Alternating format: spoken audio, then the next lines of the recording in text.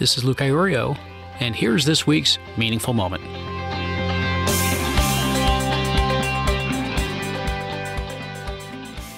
I was working on the new Meaningful Way website this week and putting together a variety of thoughts which made me think back on how some of this journey started and what ultimately led me to the Meaningful Way.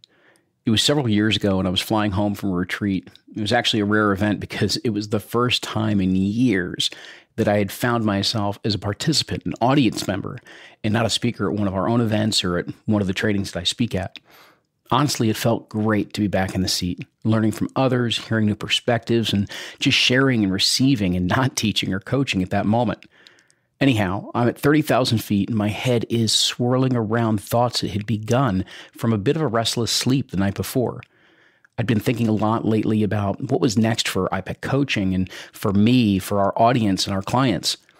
Some of the baseline questions that come up often in coaching is simply, what do you really want? And what's really going on here? And well, these got stuck in my head. I was partly asking it to uncover what was next, meaning what do people really want? And partly, I was asking for myself. Round and round my thoughts raced, stirring up a little mental tornado that was going on in my head. It was exhausting.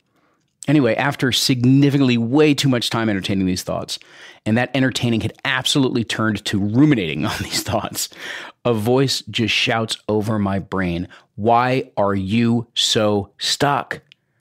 Normally, I'd go back and forth with this voice. After all, I'm Italian, and I am well-versed in arguing with myself, but I didn't this time. In fact, I breathed in and exhaled a slow of realization. You see, there was a lot of truth behind that question, why are you so stuck? You see, stories of clients and students, friends and families and colleagues that I know started replaying in my mind about how they were stuck in a job that they weren't passionate about, or a relationship that wasn't going anywhere, or in a financial situation they couldn't just find a way to climb out of. It had become a rut, a well-worn, entrenched routine of life. They would get up tired, have coffee, grumble the way through breakfast, lament about not working out, commute in traffic or a packed train or bus, work at a place that they just didn't enjoy. They didn't quite hate it, but they don't love it. They're not passionate about it. Then they'd fight the traffic in the crowds home. They'd make small talk with their spouse while figuring out dinner, get the kids to bed, barely keep their eyes open long enough to be in front of the TV, wish their spouse good night, go to bed, alarm clock goes off, and repeat. That was the rut. And getting stuck sneaks up on us. We certainly don't intend to form this rut. It just is something that happens.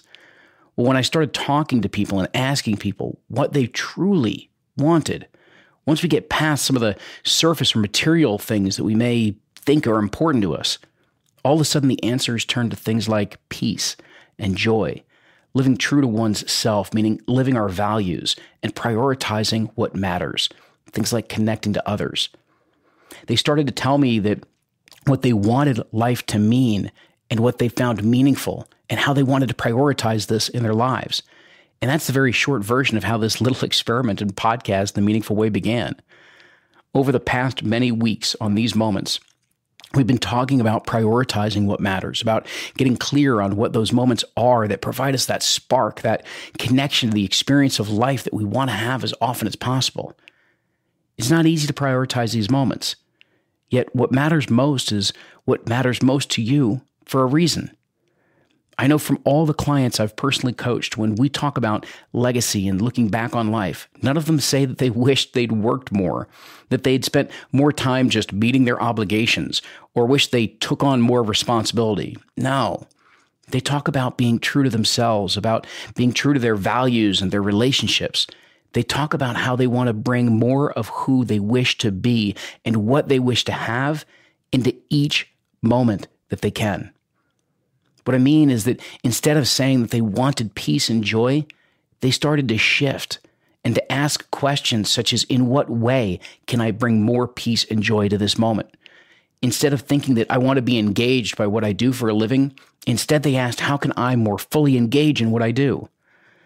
Instead of wanting work or relationships to align better to their values, they started asking, in what way can I live my values and my voice in my work and in my relationships? They put themselves at the center of what it was they wanted to create. They recognize that you don't become brave by being zapped magically with bravery. You become brave by showing, embodying, and being brave and courageous in those moments. They realize that you didn't have to wait to have joy, peace, happiness, or connection, but instead they realized they would have those things by being those things, by bringing those qualities into even the toughest moments. I have these moments too where my ego isn't exactly happy with whatever's unfolding right now. A project isn't lining up the way that I wanted, or someone isn't agreeing with what I really thought I'd finally figured out, or whatever it happens to be. And at those times, I can either let my ego set a nice trap and keep me locked in that frustration and closed off to new possibilities, or I can remember that connection and understanding and creativity are huge values for me, and that the best way to have these things is to be these things. So as opposed to staying frustrated or focusing on proving out what it is that I'm seeing and what I'm saying, instead, to shift my focus to understand the other perspectives, to what's really going on, to connect to what they are really saying and what they are expressing as important to them, and then to bring in curiosity and creativity to generate something new with them that's even greater that I couldn't have possibly have found without the dialogue and flow generated by the meaningful conversation and reflections. The best way to have what you want in this life or in this moment is to be that quality, to be appreciation, to be connection, to be joy, to be peace, to be present, to be engaged. This week, consider what's the quality you most want to bring out more of. Picture just 2 or 3 ways that you can bring that quality to the situations that you're likely to find yourself in. Name that quality. Picture what actions or words or other feelings are associated with that quality. See yourself in the situations that are likely to come up, the good and the bad, the things that are as you want them, and the things that could be a little easier on you. Hear and see and feel yourself interact in those moments with this quality at the core of who you are and how you're showing up. And just breathe into that scene. Take a few moments at the beginning and the end of your day to connect back to this quality of these experiences in your mind's eye. And just have fun being that which you wish to have. Until our next moment together, much love.